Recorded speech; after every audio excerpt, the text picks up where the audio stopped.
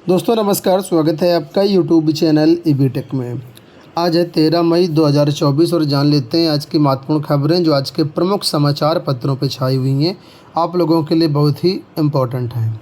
सबसे पहली और सबसे बड़ी खबर आप सामने स्क्रीन पर देख सकते हैं कि भर्ती के इंतज़ार में बूढ़े हो रहे हज़ारों बेरोज़गार। बहुत सारी ऐसी भर्तियां हैं जो 4 साल 5 साल 10 साल से नहीं आई हुई हैं और लगातार छात्र इसके लिए आंदोलन करते रहे हैं और कर भी रहे हैं, लेकिन सरकार इनकी बातें नहीं सुन रही है। शिक्षक भर्तियां भी कई ऐसी हैं जो 5 से 6 साल से नहीं आई हैं। इसके अलावा और भी कई सारी भर्तियां हैं जिनको आए ज़माना हो गया। तो इस वीडियो में हम सारी चीज़ें कवर करेंगे, आप वीडियो को अंत तक देखिएगा।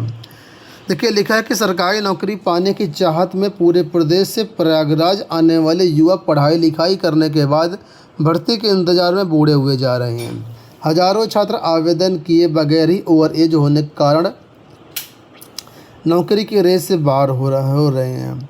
सालों बाद भर्ती आ भी जाए तो नकल माफिया पेपर लीक करा करके उनके मंसूबों पर पानी फेरने में कसर नहीं छोड़ते हैं। पेपर लीक का ही नतीजा है कि उत्तर प्रदेश लोक सेवा आयोग का कैलेंडर बिगड़ गया है।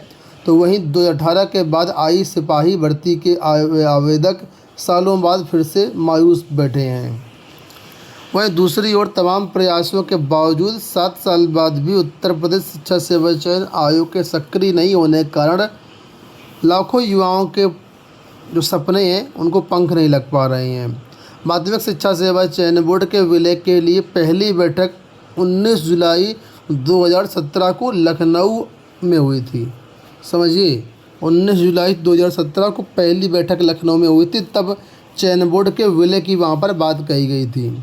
उसके तकरीबन 7 साल बीतने के बाद चयन बोर्ड की बिल्डिंग पर आयोग का बोर्ड टंगने के साथ 12 सदस्यों की नियुक्ति तो हो गई है, लेकिन अब तक नियमित अध्यक्ष, नियमित परीक्षा नियंत्रक और सचिव की नियुक्ति नहीं हो पाई है। इस आयोग के माध्यम से ही बेसिक माध्यमिक शिक्षकों की भर्तियां होनी हैं। बेसिक शिक्षक में अगर बात करें, बेसिक शिक्षा परिषद में 1.5 लाख से अधिक जो पद हैं वो रिक्त हैं। ठीक है, लेकिन उसके बाद भी भर्तियां नहीं हो रही। सरकार कह रहे हैं कि हम यहाँ पर जो है सब कुछ सही है। माध्यमिक विद्यालयों की बात करते हैं तो 4500 से अधिक माध्यमिक विद्यालयों में शिक्षकों से लेकर के प्रधानाचार्यों तक के पद खाली हैं।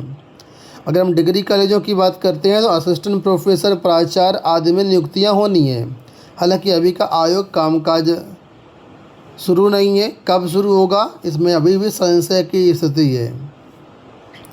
बहुत सारी ऐसी भर्तियां हैं जो विवादों के कारण नहीं पूरी हो पा रही हैं। जैसे कि आप लोग एक अभी हाल ही की भर्ती, हाल ही न कहे 3-4 साल होने वाले हैं, ये भर्ती है प्रदेश के सहायता प्राप्त जूनियर एडेड विद्यालयों में सहायक अध्यापक और प्रधानाध्यापक के पदों पर आई हुई 1894 पदों पर भर्ती। हाईकोर्ट ने 17 अक्टूबर 2021 को भर्ती के लिए लिखित परीक्षा करवाई थी। ठीक है, हाईकोर्ट के आदेश पर 17 अक्टूबर 2021 को लिखित परीक्षा हुई थी। नवंबर 2021 को घोषित परिणाम में हाईकोर्ट के आदेश पर सितंबर 2022 को संशोधित किया गया।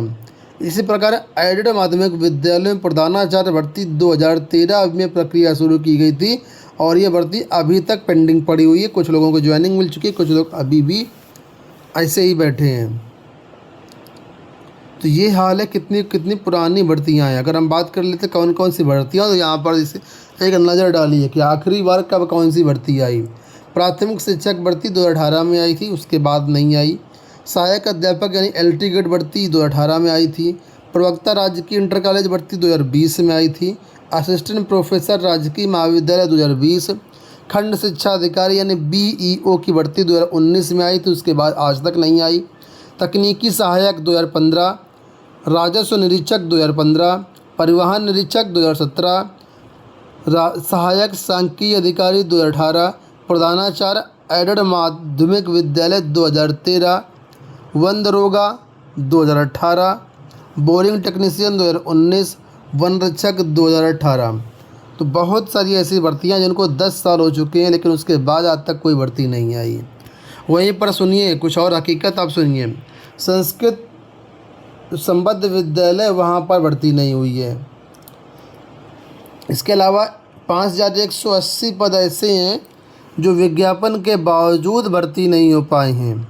ठीक है, ये कौन से पद होते हैं यहाँ देख के लिखा है। उच्चतर शिक्षा सेवा आयोग ने एडेड कॉलेजों में असिस्टेंट प्रोफेसर के 1017 पदों पर भर्ती के लिए 2022 में आवेदन लिए थे। इसके लिए लगभग 1 लाख अभ्यर्थियों ने फॉर्म भरा था। वहीं पर टीजीटी पीजीटी में 4163 पद थे, जिसमें करीब 13 लाख छात्र छात्राओं ने फॉर्म भरा है। तो विज्ञापन निकल आया, उसके बाद 4 साल हो रहे हैं, 3 साल हो रहे हैं, आज तक परीक्षा नहीं हो पाई है। प्राइमरी में देखिए लिखा है 50,000 से ज़्यादा पद खाली हैं, लेकिन भर्ती नहीं आएगी, ऐसा लगातार आपको आश्वासन दिया जा रहा है। तो ये हाल है। कुछ यहाँ पर आंकड़े और देखिए कि कितने जो है लोग यहाँ पर रिटायर हो रहे हैं। रिटायरमेंट का भी यहाँ पर सेवा योजन कार्यालय का डेटा यहाँ पर दिया गया है, कितने बेरोजगार हैं।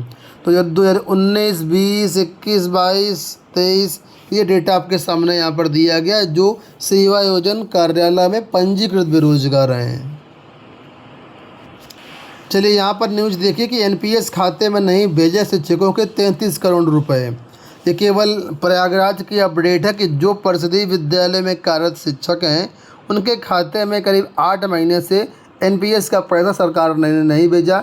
33 रुपये की धनराशि है, 33 करोड़ रुपए की, वो अभी तक शिक्षकों के खाते में नहीं पहुंची है। यूपी बोर्ड को लेकर के अपडेट है कि 20 मई के बाद मिलेगा 10वीं 12वीं का अंक पत्र। प्रयागराज से अपडेट है कि 20 मई के बाद अब अंक पत्र मिलने की उम्मीद है। इलाहाबाद विश्वविद्यालय में प्रवेश परीक्षा के इंतजार के लिए आवेदन का इंतजार है। तो इलाहाबाद विश्वविद्यालय और संबद्ध महाविद्यालयों में दाखिले के लिए परीक्षा के लिए प्रश्न पत्र तैयार कर लिए गए हैं। प्रवेश परीक्षा के लिए एजेंसी के चयन की प्रक्रिया अंतिम दौर में है।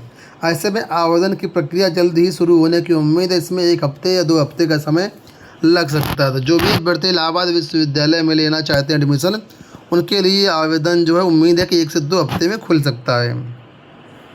कौशाम्बी जिले से मंझनपुर से देखिए अपडेट है कि शिक्षक पात्रता परीक्षा 2021 के प्रमाण पत्र का वितरण आज से। प्राथमिक स्तर पर उत्तर प्रदेश शिक्षक पात्रता परीक्षा 2021 के परीक्षा परिणाम जनपद में उपलब्ध हो गया है। डाइट में सोमवार से प्रमाण पत्र का वितरण किया जाएगा। तो कौशाम्बी जिले वाले देख लें कि आपका जो वितरण है प्रमाण पत्रों का आज से होगा। इसमें आपके सभी डॉक्यूमेंट्स लगेंगे, क्या क्या लेकर के लगेंगे वो सारी चीज़ें यहाँ पर देखिए जानकारी दी गई है, और डाइट से आप इनको ले सकते हैं। यहाँ देखिए अपडेट है कि रज्जू भैया राज्य विश्वविद्यालय में समर्थ पोर्टल के जरिए होगा प्रवेश।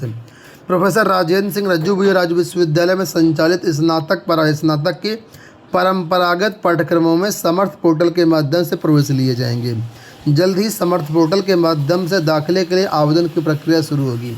तो रज्जू भैया के जो स्नातक के कोर्सेज हैं, यहाँ पर भी आपको इसी समर्थ पोर्टल के जरिए जो है एडमिशन लेना होगा। दोस्तों ये हो गई आज की सारी सूचनाएं। इस वीडियो में इतना ही। धन्यवाद।